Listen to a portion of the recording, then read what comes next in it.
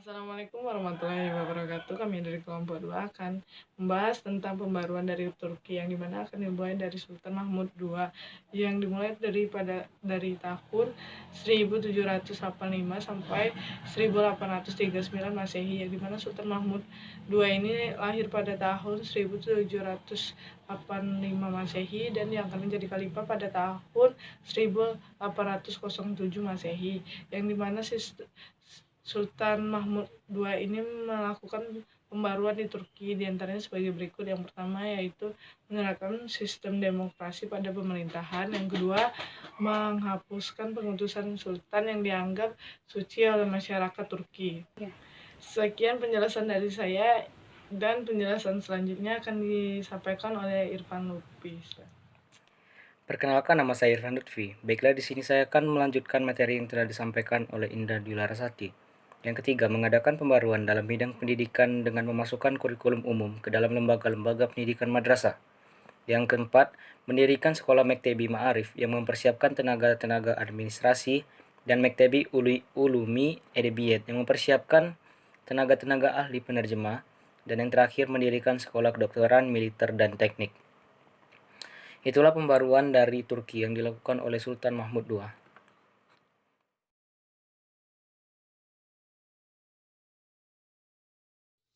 Perkenalkan, nama saya Luciana. Di sini saya akan menjelaskan tentang pembaru dari Turki, yaitu Namik Malik yang dimulai dari tahun 1840 Masehi hingga 1888 Masehi.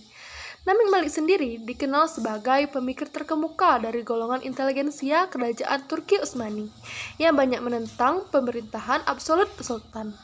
Golongan inteligensia dikenal sebagai Utsmani Muda atau Utsman Lilar dan Young Ottoman. Pada awal mulanya, Utsmani Muda ini dibentuk sebagai perkumpulan rahasia yang dibentuk pada tahun 1865 dengan tujuan mengubah pemerintahan absolut kerajaan Utsmani menjadi kerajaan konstitusional. Baiklah, di sini saya akan melanjutkan materi dari Luciana. Jadi, Nami Kemal berasal dari keluarga yang berkecukupan, sehingga orang tuanya sanggup menyediakan pendidikan khusus baginya di rumah. Selain mempelajari bahasa Arab dan Persia, Nami Kemal juga menekuni bahasa Prancis. Ketika berusia belasan tahun, ia diangkat menjadi pegawai di kantor penerjemahan, kemudian dipindah menjadi pegawai di Istana Sultan. Secara singkat pendidikan mengenai Nabi Kemal, ia pernah mengenyam pendidikan selama 6 bulan di Konstantinopel, sekolah Bayazid, Rushdiya, dan Walid Mektebi. Ia tidak pernah menempuh pendidikan resmi pada masa kecilnya. Kenalkan, saya Mesya Razwani. Saya akan melanjutkan materi dari Marisa Amelia. Pemikiran Namik Kemal banyak dipengaruhi oleh seseorang sastrawan yang pernah belajar di Prancis, yaitu Ibrahim Sinasi. Sastrawan ini banyak menggunakan bahasa-bahasa istilah hak rakyat, kebebasan berpendapat, kesadaran nasional, pemerintahan konstitusional, dan istilah lain yang semakna. Ibrahim menerbitkan surat kabar bernama Tafsir Efkar yang banyak berpengaruh dalam kebangkitan intelektual. Kenalkan, nama saya Mita Susanti. Baiklah, saya akan melanjutkan materi yang telah dijelaskan oleh Mesya Razwani tadi. Nah, ketika Sinasi pergi ke Paris pada tahun 1865, pimpinan Tafsir Efkar dipimpin oleh Namik Kemal sendiri. Namun, tulisan-tulisan Namik Kemal yang kental dengan ide-ide pembaruan membuat dia terpaksa harus pergi ke Eropa pada tahun 1867.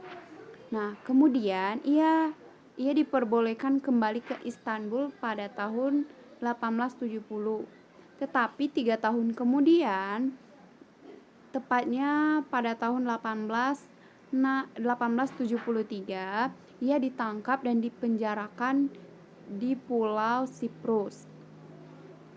Ia dibebaskan dan dapat kembali ke Istanbul setelah kekuasaan Sultan Abdul Aziz runtuh pada tahun 1876.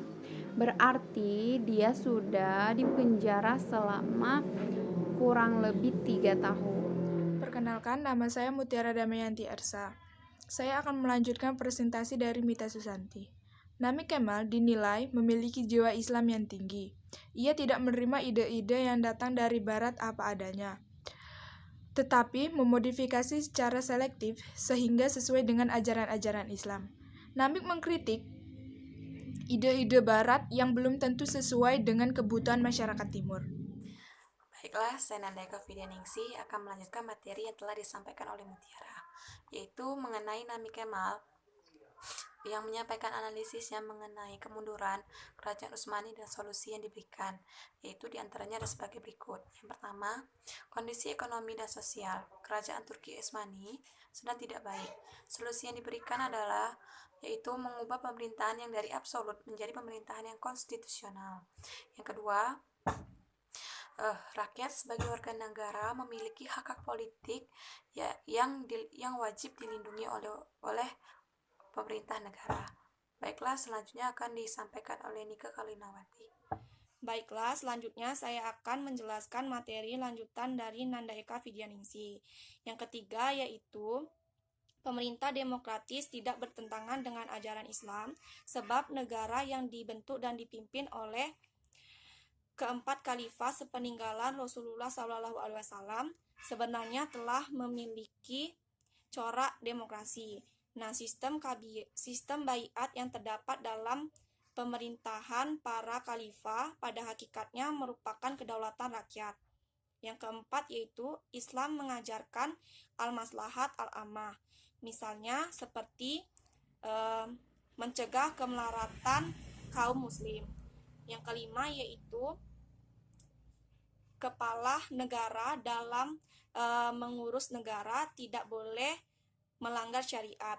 Nah, syariat merupakan konstitusi yang harus dipatuhi oleh kepala negara. Baiklah, jadi itulah hasil penjelasan dari kelompok kami tentang pembaharuan Islam di Turki. Apabila ada salah kata kami mohon maaf, kepada Allah kami mohon ampun. Wassalamualaikum warahmatullahi wabarakatuh.